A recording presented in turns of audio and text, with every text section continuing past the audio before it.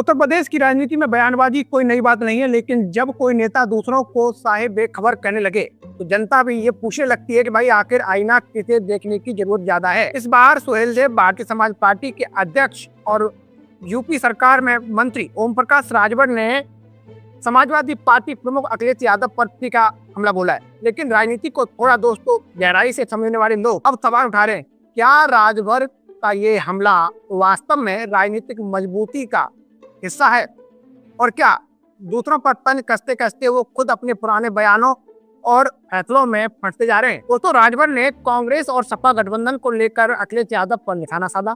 उन्होंने कांग्रेस को बिन पैंदी का लोटा तक बताया, ठगबंधन का, जहां तक कह दिया कि अखिलेश यादव को कोई भाव नहीं दे रहा है।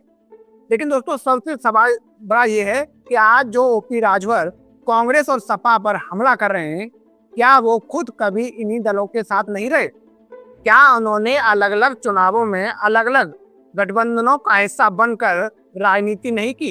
दोस्तों, यूपी की जनता सब याद रखती है, कभी बीजेपी के साथ, कभी सपा के साथ, कभी अलग मोर्चा। ओपी राजभर की राजनीति हमेशा सत्ता के समीकरणों के हिसाब में बदलती रहती है। यही वजह है कि जब वो किसी दूसरे नेता की विश्वसनीयता पर सवाल उठाते हैं तो लोग पहले उनसे अपनी राजनीतिक सफर को देखने को कहते हैं। असल सवाल ये नहीं है कि अखिलेश यादव ने कांग्रेस के साथ गठबंधन क्यों किया।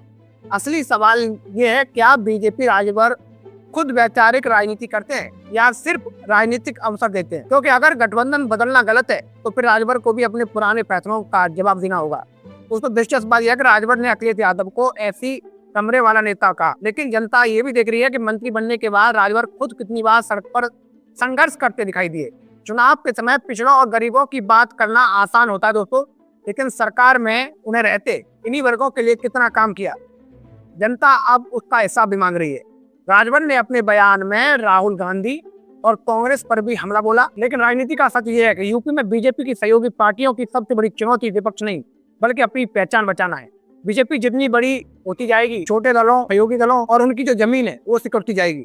यही वजह है कि कई क्षेत्रीय नेता लगातार बयान देकर खुद को चर्चा में बनाए रखना चाहते हैं। दोस्तों, अब जरा राजनीतिक टाइमिंग समझिए। पंचायत चुनाव, 27 विधानसभा चुनाव और पिछड़ा वोट बैंक, ये तीनों चीजें इस समय यूपी की राजनीति का केंद्र है। ऐसे में राजभर लगातार सपा पर हमला करके ये संदेश देना चाहते हैं कि भाई पिछड़ों की राजनीति में वही सबसे बड़े चेहरे हैं। लेकिन क्या सिर्फ बयान देने से जमीन मजबूत होती है? यही सबसे बड़ा सवाल है। सच्चाई दोस्तों ये भी है कि अखिलेश यादव आज भी यूपी में विपक्ष का सबसे बड़ा चेहरा माने जाते हैं। लोकसभा चुनाव 2024 में समाजवादी पार्टी ने जिस तरह से अपना प्रदर्शन किया था, अपनी ताकत दिखाई थी, उसने पूरे राजनीतिक समीकरण बदल दिए।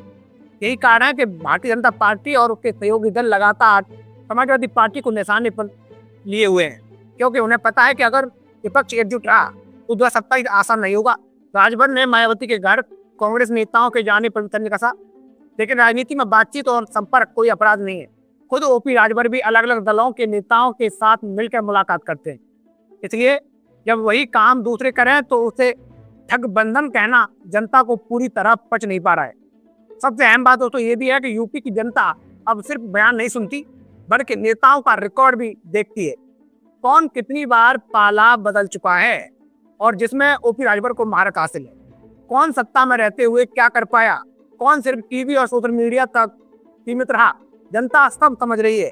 और शायद यही वजह है कि अब राजनीतिक हमलों का असर पहले जैसा नहीं रह गया, क्योंकि जनता जानती है कि चुनाव आते ही नेता एक दूसरे पर तीखे हमले करते हैं दोस्तों, लेकिन जरूरत पड़ने पर वही नेता साथ ले आ सकते हैं। यूपी की राजनीति में ये पहले भी होता है और आगे भी होता रहेगा, ये कोई नई बात नहीं है दोस्तों। ओपी राजभर को ये समझना होगा कि सिर्फ कटाक्ष और तंज से राजनीति लंबी नहीं चलती।